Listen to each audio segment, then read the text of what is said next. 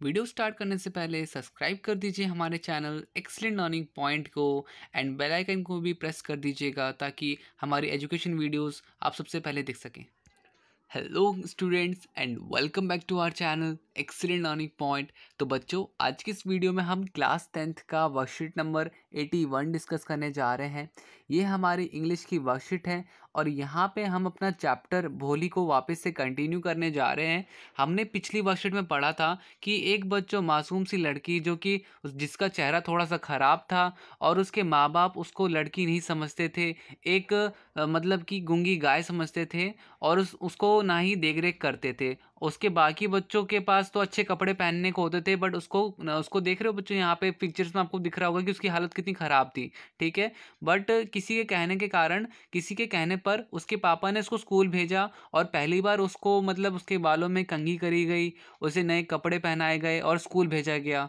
तो तब उसने जब उसको एक टीचर मिली, टीचर ने उसको मोटिवेट किया और मोटिवेट करने के बाद उसके अंदर मतलब ऐसी ताकत आ गई कि वो देखो अब सबके सामने बोल बोल चल रही है। ठीक है, मतलब कि पहले तो उसको हिम्मत नहीं होती थी किसी से बात करने की, बट उसके टीचर ने उसको मोटिवेट किया और उसके अंदर कॉन्फिडेंस भर दिया।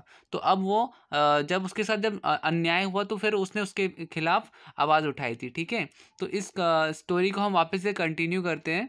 अब यहाँ पे देखो लिखा हुआ है, पिताजी सैड भोली is a clear loud voice and her father, mother, sister, brother, relations and neighbors were startled to hear her speak without even the slightest stammer। तो बच्चों देखो, उसने एकदम से पिताजी बोला तो बेसिकली क्या है कि ना सब एकदम से उसको देखने लग गए। ठीक है, उसके जो फादर थे, मदर थे, सिस्टर थे, ब्रदर थे, जितने भी रिलेशन के थे, नेबर्स थे, सब उसको देखने लग गए, सुनने लग गए कि भाई ये क्या हुआ, ये जो गूंगी गाय थी वो एकदम से कैसे बोल पड़ी। और लिखा हुआ है हर speak without even the slightest stammer, मतलब बिना हकलाए। अब वो पिताजी भी मतलब कि 5 सेकंड लगाती थी पिताजी बोलने में, इतना वो हकलाती थी, इतना वो हिचकिचाती थी, इतना वो डरती थी।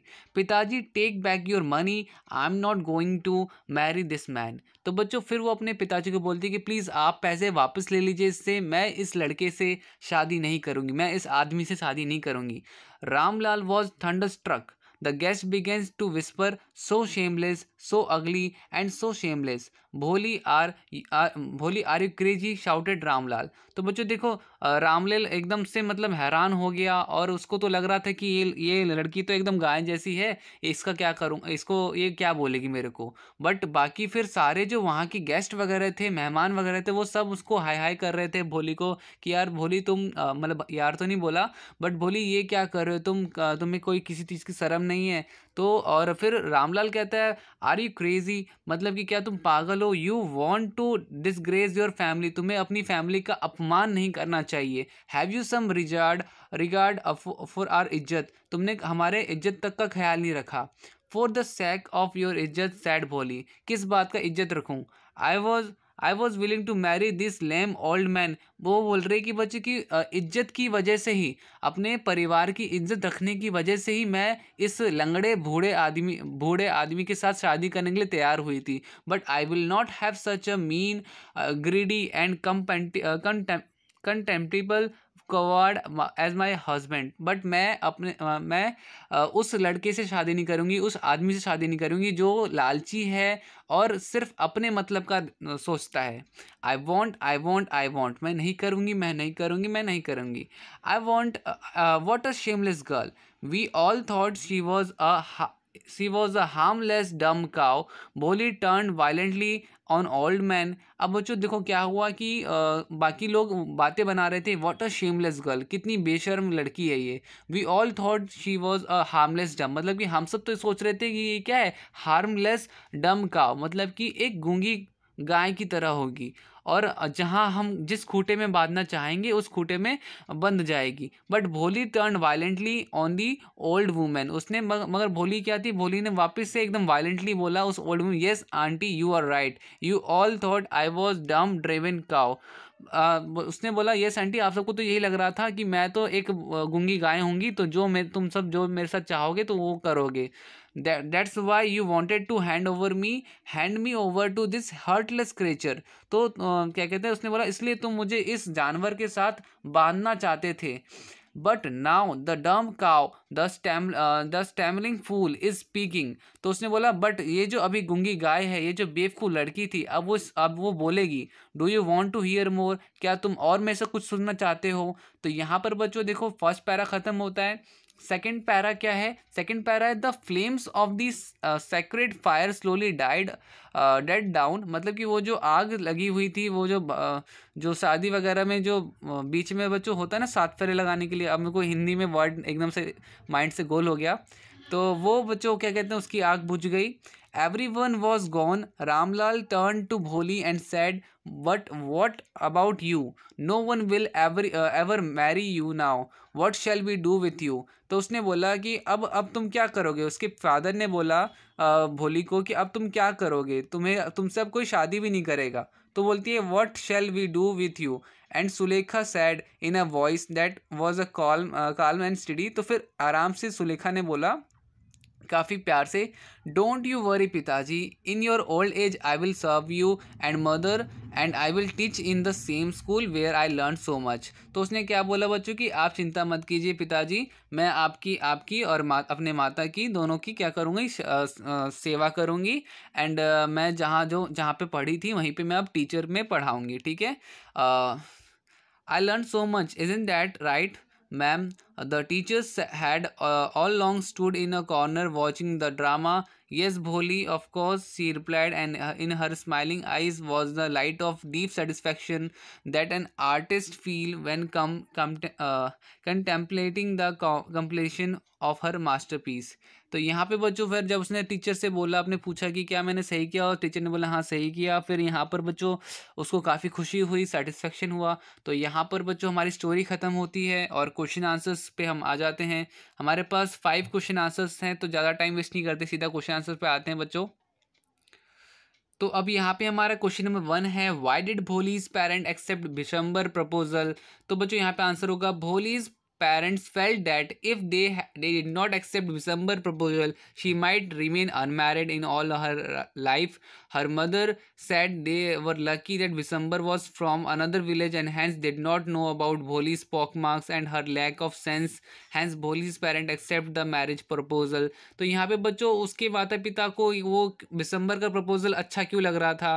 तो देखो हर माँ बाप ये सोचता है कि मेरी बेटी की शादी फिर नहीं होगी, क्योंकि वैसे भी उसकी काफ़ी सारी दिक्कत थी, तो इस वजह से वो उससे मान गए थे। बट उन्होंने ये नहीं सोचा कि यार तुम जिससे शादी करवा रहे हो, क्या आपकी बेटी उस व्यक्ति के साथ ज़िंदगी भर खुश रह पाएगी? उन्होंने ये तो देख लिया कि वो बेचारी हमेशा ज़िंदगी भर मतलब उसकी शादी नहीं होगी, ज़िंदगी भर अनमैरिड रहेगी, ठीक है। मगर उन्होंने ये नहीं सोचा कि शादी होने के बाद उसकी ज़िंदगी बद से बदतर हो सकती है। खैर यहाँ पे बच्चों इसका पहले क्वेश्चन का आंसर हो गया। इसके बाद हमारा question number 2, why did Bishamber's marriage with Bholi not take place? The marriage did not take place because, पहले तो क्वेश्चन का मतलब बता देता हूँ कि दिसंबर की शादी क्यों नहीं हुई भोली के साथ। तो यहाँ पे आंसर है, the marriage did not take place because Bholi refuse to marry Bishamber. When the groom show that her face was covered with pockmarks, he declared that he would marry her only if her father paid him dowry of 5,000 rupees। तो बच्चों अगर उसने ये बात सोच के क्या कहते हैं मना कर दिया, जब उसे ये पता लगा कि वो उसके पॉकमार्क्स देख के मना कर रहा था, और जब उसने बोला कि अगर 5,000 रुपये दोगे तो मैं शादी कर लूँगा, तो वो सिर्फ पैसों के लिए कर रहा था, इसलिए उसने मना कर दिया। इसके बाद क्वेश्चन नंबर 3 है, sketch out Bishamber's characters in the story. Bishamber was an old lame and a rich man who had grown up children. He was mean, मतलब काफ़ी लालची था वो। उसके बाद greedy and selfish, he was an opportunist who try to take advantage of Bholi's weakness by demanding 5,000 rupees as dowry. तो वो बच्चों काफ़ी सेल्फिश बंदा था, बूढ़ा था, लंगड़ा था, और वो भोली का फ़ायदा उठाना चाह रहा था, ठीक है। चौथा क्वेश्चन, डोंट यू वरी पिताजी, in your old age I will serve you as and mother. In the light of this statement discuss Bholi moral values.